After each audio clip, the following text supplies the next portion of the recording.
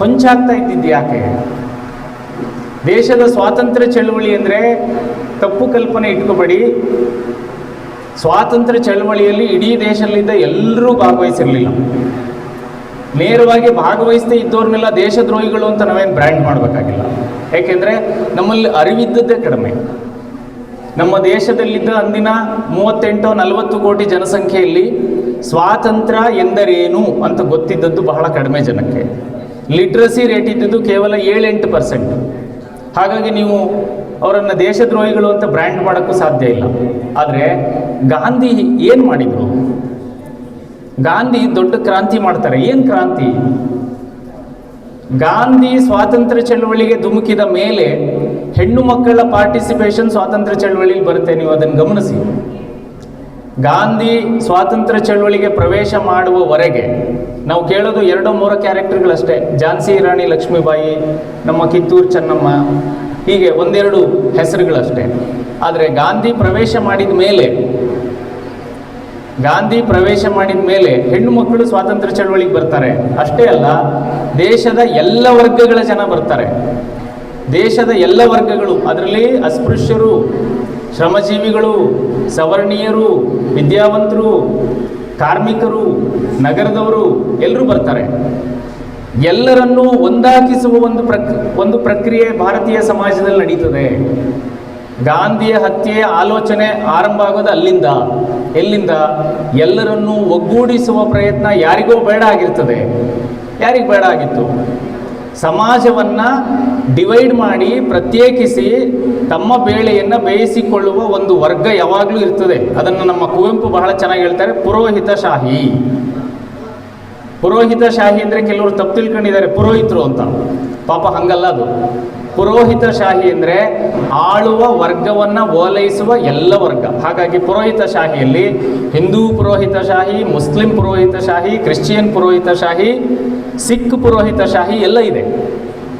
ಪುರೋಹಿತಶಾಹಿ ವರ್ಗಕ್ಕೆ ಇದು ಬೇಕಾಗಿರಲಿಲ್ಲ. ಏನು? ಹೆಣ್ಣು ಮಕ್ಕಳು ಸಮಾಜದಲ್ಲಿ ಸಮಾನವಾಗಿ ಬದುಕೋ ರೆಪ್ರೆಸೆಂಟೇಷನ್ ಬೇಕಾಗಿರಲಿಲ್ಲ. ಕೆಳಜಾತಿಯವರು ಸ್ವಾತಂತ್ರ್ಯ ಚಳವಳಿಯಲ್ಲಿ ಭಾಗವಹಿಸೋದು ಬೇಕಾಗಿರಲಿಲ್ಲ. ಶ್ರಮಜೀವಿಗಳು, ಕಾರ್ಮಿಕರು ಸ್ವಾತಂತ್ರ್ಯ ಚಳವಳಿಯಲ್ಲಿ ಭಾಗವಹಿಸೋದು ಬೇಕಾಗಿರಲಿಲ್ಲ. ಯಾಕೆಂದರೆ ಒಮ್ಮೆ ಈ ದೇಶದಲ್ಲಿ ಸಮಾನತೆ ಬಂದರೆ ತಾವು ಸಾವಿರಾರು ವರ್ಷದಿಂದ ಈ ಸಮೂಹದ ಮೇಲೆ ಹಿಡಿದುಕೊಂಡಿದ್ದ ಹಿಡಿತ ಕಡಿಮೆ ಆಗುತ್ತೆ, ಅಥವಾ ಬಿಗಿ ಕಡಿಮೆ ಆಗುತ್ತೆ. ತಮ್ಮ ಸ್ವಾರ್ಥ ಈಡೇರೋದಿಲ್ಲ. ಸ್ವಾತಂತ್ರ್ಯ ಚಳವಳಿಯ ಸಂದರ್ಭದಲ್ಲಿಯೇ ಸ್ವಾತಂತ್ರ್ಯ ಚಳವಳಿಯಲ್ಲಿ ಭಾಗವಹಿಸದೆ ಈಗ ಅವರ ಭಾವಚಿತ್ರಗಳನ್ನು ಅವರ ಹೆಸರುಗಳನ್ನು ನಾವು ರಸ್ತೆಗಳಿಗೆ, ಅವರ ಭಾವಚಿತ್ರಗಳನ್ನು ನಮ್ಮ ಸಂಸತ್ ಭವನದಲ್ಲಿ, ನಮ್ಮ ವಿಧಾನಸೌಧಗಳಲ್ಲಿ ಹಾಕ್ಕೊಂಡ್ರೆ ಅದು ಎಂಥ ನಾಚಿಕೆಗೇಡಿನ ಸಂಗತಿ. ಆದರೆ ಏನು ಮಾಡ್ತೀರಿ? ನಮ್ಮ ಕಣ್ಣು ಮುಂದೆಯೇ ಅವೆಲ್ಲ ಜರುಗ್ತಾ ಇದೆ. ಅವರಿಗೆ ಸಿಂಪಲ್ ಪ್ರಶ್ನೆ ಕೇಳಬೇಕಷ್ಟೇ. ಅಲ್ಲ ಸ್ವಾಮಿ, ಸ್ವಾತಂತ್ರ್ಯ ಚಳವಳಿ ನಡೆಯುವಾಗಲೂ ನಿಮ್ಮ ಈ ಸಂಘ ಸಂಸ್ಥೆಗಳು ಇದ್ವಲ್ಲ, ಯಾಕೆ ನೀವು ಸ್ವಾತಂತ್ರ್ಯ ಚಳವಳಿಗೆ ಭಾಗವಹಿಸಲಿಲ್ಲ? ಆಯಿತು, ಭಾಗವಹಿಸದೇ ಇರುವುದಕ್ಕೆ ನಿಮಗೆ ಕಾರಣ ಇದ್ರೆ ಕೊಡಿ, ಹೋಗಲಿ. ಸ್ವಾತಂತ್ರ್ಯ ಬಂದ ಮೇಲಾದರೂ ಸ್ವಾತಂತ್ರ್ಯ ಚಳವಳಿಯ ಫಲವಾದ ಸ್ವಾತಂತ್ರ್ಯ ದಿನವನ್ನು ಸೆಲೆಬ್ರೇಟ್ ಮಾಡಿದ್ರ? ಅದೂ ಇಲ್ಲ. ವಾಟ್ಸ್ಆ್ಯಪ್ ಯೂನಿವರ್ಸಿಟಿಯ ಕೈಗಳು ಎಲ್ಲಿವರೆಗೂ ಹೋಗಿದೆ ಅಂದರೆ, ಮೊನ್ನೆ ಒಂದು ಮೆಸೇಜ್ ನೋಡಿದೆ ನನಗೆ, ಸುತ್ತಿ ಬಳಸಿ ಎಲ್ಲಿಂದನೂ ಬಂತು. ಜನಗಣಮನ ನಮ್ಮ ದೇಶದ ರಾಷ್ಟ್ರಗೀತೆ ಆಗಬಾರ್ದಿತ್ತು. ಯಾಕೆಂದರೆ ಭಾರತ ಸರ್ಕಾರ ಅದಕ್ಕೆ ದುಡ್ಡು ಕೊಟ್ಟು ಕೊಂಡುಕೊತು. ಒಂದೇ ಮಾತರಂ ಫ್ರೀ ಆಗಿತ್ತು, ಅದನ್ನೇ ತಗೋಬೋದಾಗಿತ್ತಲ್ಲ. ಫ್ರೀ ಆಗಿರೋದನ್ನೆಲ್ಲ ತಗೊಳಕ್ ಬರಲ್ಲ. ಫ್ರೀ ಆಗಿದ್ದೆಲ್ಲ ಯೋಗ್ಯ ಅಂತಿಲ್ಲ. ಫ್ರೀ ಆಗಿದ್ದೆ ಅಂತ ಏನು ಕೊಳ್ತೋಗಿರೋದು ಕೊಟ್ಟರೆ ತಗೋತೀರಾ? ತಗೊಳ್ಳೋದಿಲ್ಲ. ದುಡ್ಡು ಕೊಟ್ಟು ತಗೊಂಡಿದ್ದು ನಿಜ, ಅದಕ್ಕೇನು ಒಂದು ಹಿನ್ನೆಲೆ ನೋಡಬೇಕು. ರವೀಂದ್ರನಾಥ ಟ್ಯಾಗೋರ್ ಅವರ ಜನಗಣಮನ ರೈಟ್ಸ್, ಹಕ್ಕುಗಳು, ಇಂಟೆಲೆಕ್ಚುವಲ್ ಪ್ರಾಪರ್ಟಿ ರೈಟ್ ಅಂತ ಕರಿತೀವಿ, ಅಥವಾ ಏಕಸ್ವಾಮ್ಯ ಹಕ್ಕುಗಳು ಅಂತ ಕರಿತೀವಿ. ನೀವು ಯಾವುದೇ ಪುಸ್ತಕ ತೆಗೆದ್ರೆ 2ನೇ ಪೇಜಲ್ಲಿ ಸಿ ಅಂತ ಬರೆದ್ಬಿಟ್ಟು ಒಂದು ರೌಂಡ್ ಹಾಕಿರ್ತಾರೆ, ಗಮನಿಸಿದಿರಾ? ಸಿ ಅಂದರೆ ಕಾಪಿ ರೈಟ್ ಅಂತ. ನೀವೊಂದು ಕವಿತೆ ಬರೆದ್ರೆ, ಒಂದು ಕಥೆ ಬರೆದ್ರೆ, ಒಂದು ಪುಸ್ತಕ ಪ್ರಿಂಟ್ ಮಾಡಿದರೆ ಅದರ ಎಲ್ಲ ಹಕ್ಕುಗಳು ನಿಮ್ಮ ಹತ್ರ ಇರ್ತದೆ. That is rights.